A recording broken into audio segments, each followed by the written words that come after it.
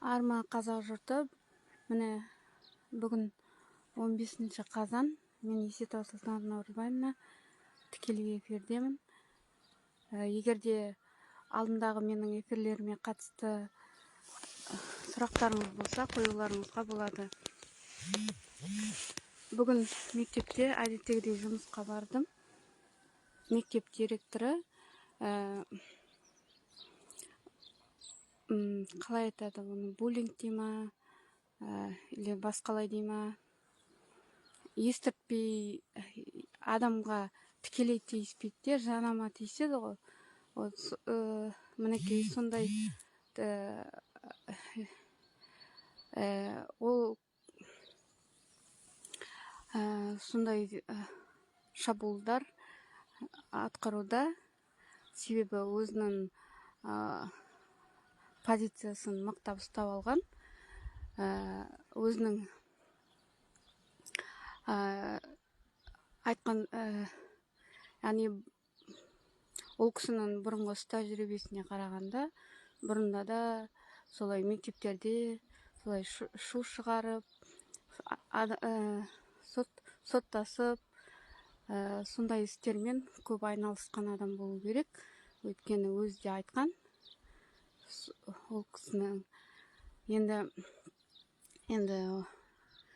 бірақ та келгеннен бері бар таңертеңнен кешке дейін атқаратын енді не атқарып жатқанын айттым ғой сіздерге. Сонымен қатар мен жеке өмірімді қозғауда, жеке өміріме тиіседі. Соны ал егер адамның жеке өміріне тиіссе, ол енді мен де өзім әрекет етемін. Сондықтан қазақ жұрты енді қалай айтсам екен,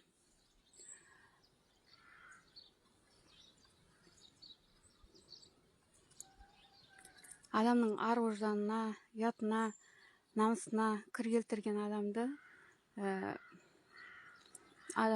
яғни өзі лас болу керек. Яғни өзі лас болғасын біреудің ар-намысына, ар-ожданына ұят келтіруге әуес болып тұрады. Сондықтан бұндай кісінің білім ордасында, яғни тап-таза, балалардың жүрегіне кір келтіретіндей адамдарды білім ордасында ұстауға болмайды деп ойлаймын, есептеймін да. Себебі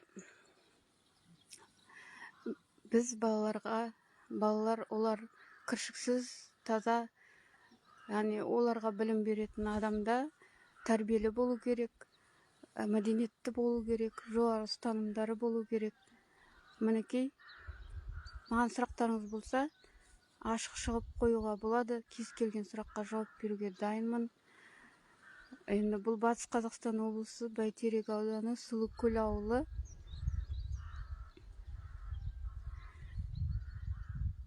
Естеріңізде болсын, егерде мысалға біреуге қатысты жалған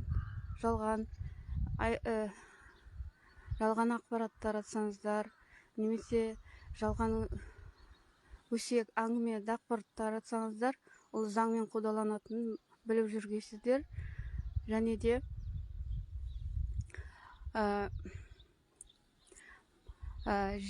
әрбір жеке сұрақ болсын, басқа сұрақ болсын, қойсаңыздар жауап беруге дайынмын.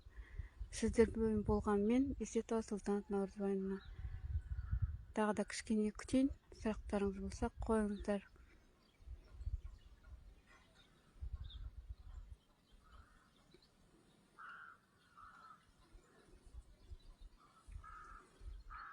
Бүгін Сәкен Сейфуллин, қоғам қайраткері, ақын жазушы, көптеген домбыра, Көкшетау, Ақсақ-Киік, Сонымен қатар ұйықтаған батыр, қалай еді, сол өлеңдердің туындысын жазған ұлы қайраткер. Туған күні құтты болсын. Қазақ жұрты, біліп жүріңіздер, бұл Сұлукөл ауылы, Бәйтерек ауданы, Батыс Қазақстан. Бізде білесіздер, айттым ғой, оқу ісі меңгерушісі, ол зейнеткер, былтыр қаңтарда зейнетке шыққан ғой. Сол зейнетке шықса да сағатты толтырып алып отыр. Яғни қанағат қарын тойдырады деген жоқ. Сағат алды, өзінің бір толық жүктемесі бар оқу ісі. Сонымен қатар сағаттары бар, басқа көп. Сонымен қатар алдындағы айтқан оқиғалар.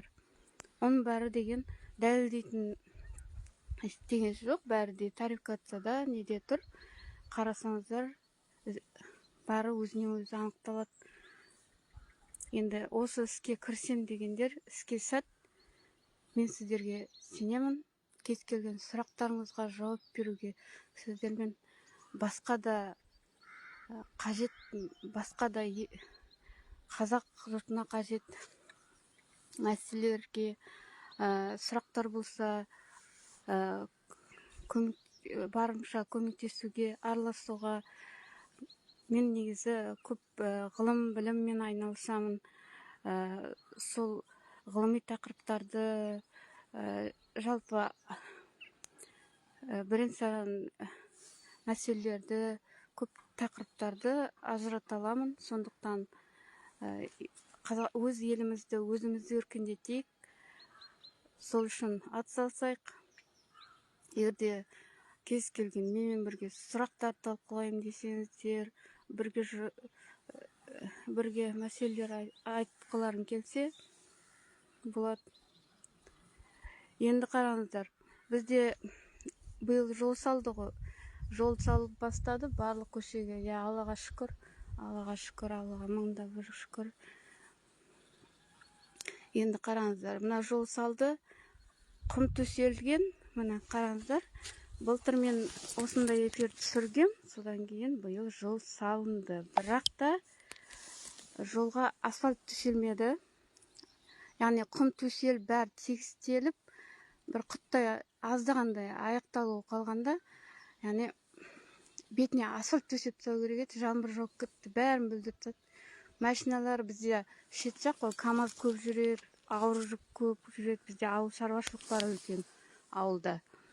Соң жүк көліктері бар, солардың машиналары тынымсыз күні-түні жүреді. Міне ойық, бәрін быт-шыт болды. Енді оны қалай қайтадан жөндейді, сосын қайтадан, содан кейін барып асфальт салады. Енді осы мәселе үлкен мәселе болып тұр. Себебі былтыр мен осы эфир емес, шағын видеолар, нелер түсіріп бастаған. Қазір негізі жұмыс уақыты ғой. Мен кішкене үйге барып келейін деп шыққам. Сол үйге барып келгесін, қайттан жұмысқа барам.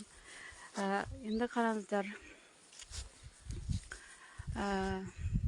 Қазір ауыл әкімі бізде демалыста сияқты.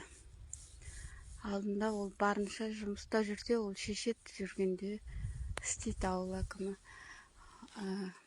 Ауыл әкімі өз жұмысын біледі, бірақ мына қазір демалыста мыналар қаралмай қалды. Енді қараңыздар, сол айттым ғой, мектеп директорының буллингтары, ол деген ашық буллинг болса, мен дәлелдерін, бірақ қасыңнан сыбырлап өтсе, әлде біреу арқылы өзін, қалай айтылады, бұндай жанама іс-әрекеттер, олар таусылар емес. Яғни бұндай әрекеттер ертерек басталған. Осының барын мен ішінде ұстадым. Енді қазақ халқы сіздермен осы мәселелерді бірге талқыласақ, енді мына жол мәселесі бар. Бізде ауылда қоқыс жәшіктері жоқ, сол мәселе бар. Бірақ шешіліп атқандай болады, енді шаруалар шешіліп атқандай болады. Әнкей көп, көбірек секіріп, билеу көп, думан көп. Яғни ауылда енді іске келгенде мен енді өзім таза өзімнің еңбек ақыма өмір сүрем. Ешкімнің де ештеңе алмаймын, маған ешкім сыйлық бермейді. Себебі мен тума туыстан жырақта тұрамын, алыста тұрамын. Ешкімнен ешқандай сыйлықты алмаймын. Өзімнің еңбек ақымды әлеуметтік желілердегі өте белсенді қаржылық сауаттылықты арттыру бағыттарынан өзімнің қаржылық сауаттылықтарымды арттырып, бұрын алған білімдерім бар, өзімнің тәрбием бар, үйдегі тәрбие бар, отбасының тәрбиесі бар. Соның негізінде мен қарсыз қоғамға өз үлесімді тигізіп жатырмын деп ойлаймын. Жалпы өзімнің еңбек ақым жалпы менің қазір 196.000 теңге алам ғой. 196 мысалға, енді соны қараңыз, соны айға жеткізіп отырмын. Ешкімнен ештеңе 1 теңге де алмаймын. Және де ондай анау-мынау нәрсеге қызықпаймын, мұқтаж да емеспін. Енді біреу енді өзімнің еңбек ақым таза. Бірақ та әділдікті, бәріміз әділдікті іздейміз ғой. Әділдік болса деп. Сол әділдік керек. Яғни айтып отырмын ғой. Еңбек демалысына шықты, жастарға орнын бермейді, жары бермесін, еңбегін адал атқарсын. Еңбегін адал атқарғанға ешкім сөз қайтара алмайды. Сонымен қатар менің бір енді айтатыным осы, айтып отырмын ғой. Барлық сабағын берсе екен. Былтыр менің классымда, сыныбымда сабақ берді. Мысалға, осы оқу зауыты менің сыныбымда сабақ берді. Сабаққа үнемі кешігіп келеді, кейде ұмытып кетеді сабағын. Сонда сабаққа қоңырау шалып, шақырып алам. Сол қоңыраулар мына телефонда тіркеулі. Оны сіздер өзіңіз егер тексерсеңіздер таба аласыздар. Қоңырауларға мысалға қоңырау шалып звондаймын. Сіздің сабағыңыз қайдасыз деп сабаққа кешігіп жүреді, өйткені оқу зауыты бәленбай сағаттар алып алады. Енді сондай. Енді ауылға бір істелген жақсы, ол мына остановка, ол жақсы тұр. Енді жақсы, сау болыңыздар.